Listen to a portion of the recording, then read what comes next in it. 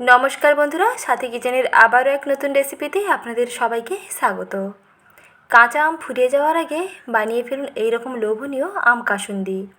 কাঁচা আম শেষ হয়ে গেলে আর এই রকম যদি আমের কাসুন্দি বানিয়ে না রাখতে পারেন তাহলে কিন্তু ভীষণ আফসোস হবে। তার জন্য ঝটপট তৈরি করে ফেলুন বাড়িতে খুব কম উপকরণে এইরকম লোভনীয় আম কাসুন্দি।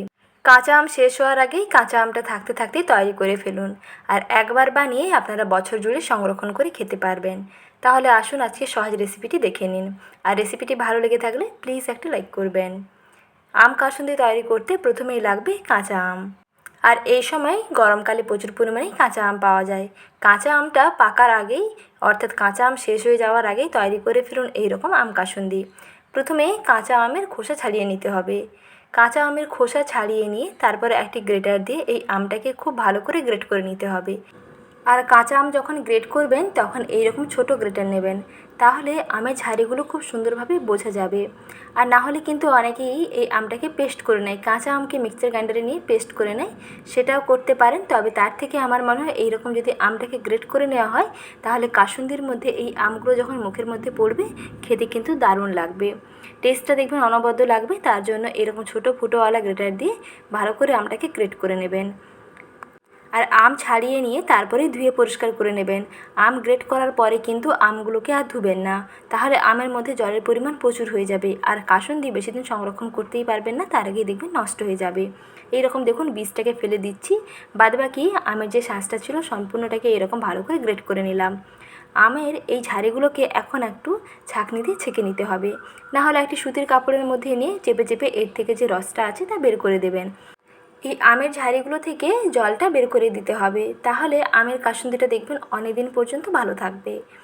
এইরকম দেখুন একটি ছাঁকনির সাহায্যে খুব সুন্দরভাবে চেপে চেপে এর থেকে আমের থেকে জলটা বের করে দিচ্ছি। আর আমগুলোকে একটু শুকনো শুকনো করে নিতে হবে, একটু শুকনো শুকনো করে নিলে এইরকম কাসুন্দি তৈরি করে আপনারা অনেক দিন পর্যন্ত সংরক্ষণ করতে পারবেন। দেখুন একটু এরকম স্প্যাচুলা দিয়ে চাপ দিলেই খুব সহজেই দেখুন আম থেকে জুসটা বেরিয়ে যাচ্ছে। আর এই টক জলটা একটু বের করে দিলে আমের মধ্যে টকটাও অনেকটা কমে যায় আর আমগুলো অনেকটা ড্রাই হয়ে যায়। আর কাসুন্দি তৈরি করতে এইরকম প্রথমে এই শুকনো শুকনো আম তৈরি করতে হবে। আম থেকে জলটা খুব ভালো করে নিকড়ে নিতে হবে। সবথেকে ভালো হয় যদি একটি সুতির কাপড়ের মধ্যে গ্রেট করে নেওয়া আমগুলোকে নিয়ে চেপে চেপে ভালো করে নিকড়ে নেবেন, দেখবেন একেবারে এরকম ঝুরঝুরে আমের গ্রেটগুলো তৈরি হবে। এই গ্রেটেড আমগুলোকে এখন একটি বাটির মধ্যে নিয়ে নেব। দেখুন ঠিক এইভাবে আম কাসুন্দি তৈরির জন্য আমটা রেডি করতে হবে। আর এই জলটাকে এখন ফেলে দিচ্ছি। আর এদিকে একটি কড়াইতে ভেজে নিচ্ছি সরষে। কাসুন্দি তৈরি করতে সরষে একটু বেশি লাগবে, তার জন্য এখানে সরষেগুলোকে খুব ভালো করে ভেজে নিচ্ছি। এখানে আমি কালো সরষে নিয়েছি, আপনারা চাইলে কালো সরষে এবং হলুদ সরষে মিশিয়ে নিতে পারেন, যেটা কাছে অ্যাভেলেবেল থাকবে সেটাই নিতে পারেন। সবচেয়ে ভালো হয় যদি কালো সরষে দিয়ে বানান, কালো সরষের ঝাঁঝটা একটু বেশি হয় আর সেন্টটাও দেখবেন অনেকটা বেশি হয়। তার জন্য কালো সরষে দিয়ে বানালে এর টেস্টও দেখবেন দারুণ হবে। সর্ষেগুলোকে প্রায় মিনিট এক মতন সময় নিয়ে নাড়াচাড়া করে ভেজে নেওয়ার পরেই গ্যাসের আঁচ বন্ধ করে দিয়ে ঠান্ডা করে নিয়ে একটি মিক্সার গ্রাইন্ডারে গুঁড়ো করে নিচ্ছি। আর সর্ষেগুলো কত সুন্দরভাবে ভাজা হয়েছে দেখুন, হাতের মধ্যে নিয়ে একটু এরকম প্রেস করলেই দেখবেন যখন একেবারে মুচমুচে ঝুরঝুরে হয়ে গুঁড়ো হয়ে যাচ্ছে তাহলে বুঝতে পারবেন সর্ষেটা একেবারে ঠিকঠাক ভাজা হয়েছে। আর সর্ষে ভাজতে কিন্তু বেশি সময় লাগে না, 1 মিনিটের মধ্যেই দেখবেন খুব সুন্দর ভাজা হয়ে যাবে। এখন সর্ষেগুলোকে ভালো করে গুঁড়ো করে নিচ্ছি। সর্ষের এই গুঁড়ো দিয়ে আজকে কাসুন্দিটা বানাবো, আর আজকের কাসুন্দি বানাতে খুবই কম উপকরণেই তৈরি করে নিচ্ছি। আর এই রেসিপিটি দেখে আপনারা বাড়িতে একবার তৈরি করে দেখুন, খেতে দেখবেন দারুণ লাগবে আর অনেক দিন পর্যন্ত সংরক্ষণ করে রাখতে পারবেন। এখন পরের প্রসেসে চলে যাচ্ছি। প্রথমে একটি বাটির মধ্যে গ্রেট করে নেওয়া জল ঝরানো আমগুলোকে নিয়ে নিচ্ছি। গ্রেটেড আমটা এরকম বাটির মধ্যে নিয়ে নিতে হবে। আমি এখানে মিডিয়াম সাইজের 2টো আম দিয়ে দেখিয়ে দিচ্ছি পরিমাণগুলো, মশলার পরিমাণগুলো দেখিয়ে দিচ্ছি। যদি আমের পরিমাণ বাড়ে তাহলে অবশ্যই মশলার পরিমাণ বাড়াবেন। এখানে মাঝারি সাইজের 2টো আমের ক্ষেত্রে আমি দিয়ে দিচ্ছি 1/2 চামচ লবণ, আর দিচ্ছি 1 চা চামচ চিনি। লবণ দেওয়ার পরে চিনিটা কিন্তু অবশ্যই দেবেন, তাহলে নুন ও চিনির ব্যালেন্সটা ভালো আসবে।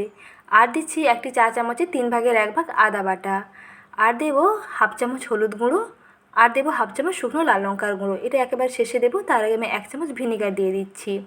এটা যেহেতু অনেক দিন পর্যন্ত সংরক্ষণ করতে হবে তার জন্য এইরকম 1 চামচ ভিনিগার দিয়ে যদি মিশিয়ে নেওয়া যায় তাহলে দেখবেন এই কাসুন্দি কিন্তু কোনো কারণেই নষ্ট হবে না, অনেক দিন পর্যন্ত ভালো থাকবে। তার জন্য 1 চামচ ভিনিগার দিয়ে দেবেন। আর এখানে যে সর্ষেটা গুঁড়ো করে নিয়েছিলাম সেই সর্ষে গুঁড়ো থেকে আমি 2 চামচ গুঁড়ো সর্ষে নিয়ে নিচ্ছি। এখানে দুটো মাঝারি সাইজের আমের ক্ষেত্রে আমি 2 চামচ সরষে গুঁড়ো দিচ্ছি।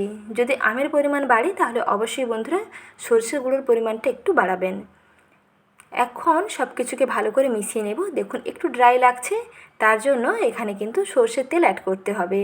আর সরষের তেল আগে থেকে ভালো করে গরম করে নেবেন, একটু ফুটিয়ে নেবেন, তারপরে ঠান্ডা করে অ্যাড করবেন। তার আগে আমি হাফ চামচ শুকনো লাল লঙ্কার গুঁড়ো দিয়ে দিচ্ছি। আর তেল দেখুন আগে থেকে গরম করে নিয়ে তারপরে ঠান্ডা করে নিয়েছি। আর গরম করে নিয়ে ঠান্ডা করে তেল অ্যাড করলে কিন্তু এই কাসুন্দি আর কোনো কারণে নষ্ট হবে না। এখানে প্রায় 3 থেকে 4 টেবিল চামচ সরষের তেল আছে। দুটো আমের ক্ষেত্রে এখানে 4 টেবিল চামচ সরষের তেল দিলাম। আর যদি মনে হয় এখানে আমের পরিমাণ বাড়াবেন তাহলে সরষের তেলের পরিমাণটা একটু বাড়বে। এই আমের মধ্যে সরষের তেলটাকে খুব ভালো করে মেখে রাখতে হবে।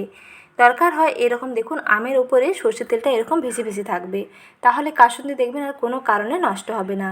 আর এর টেস্ট এত সুন্দর হয়, এত খেতে দুর্দান্ত হয় যে আপনারা না বানালে বুঝতেই পারবেন না। দেখতে দেখুন বন্ধুরা কাসুন্দিগুলো কতটা সুন্দর হয়েছে, কালার একেবারে পারফেক্ট হয়েছে। দেখতে যেমন সুন্দর হয় আর তেমনি খেতেও অপূর্ব স্বাদের হয়। অবশ্যই বাড়িতে এইরকম কম উপকরণে ঝটপট তৈরি করে ফেলুন। এই কাসুন্দি একটি কাঁচের বয়ামে ভরে রেখে দেবেন, দেখবেন বহুদিন ভালো থাকবে। আজকের সহজ রেসিপিটি ভালো লেগে থাকলে ভিডিওটিতে প্লিজ লাইক করবেন, সঙ্গে চ্যানেলটিকে সাবস্ক্রাইব করে নতুন বন্ধু হয়ে যুক্ত থাকবেন। ভালো থাকবেন। আবারও শীঘ্রই হাজির হচ্ছি নতুন রেসিপি নিয়ে। পরবর্তী রেসিপি দেখার আমন্ত্রণ রইল। ভালো থাকবেন। ধন্যবাদ।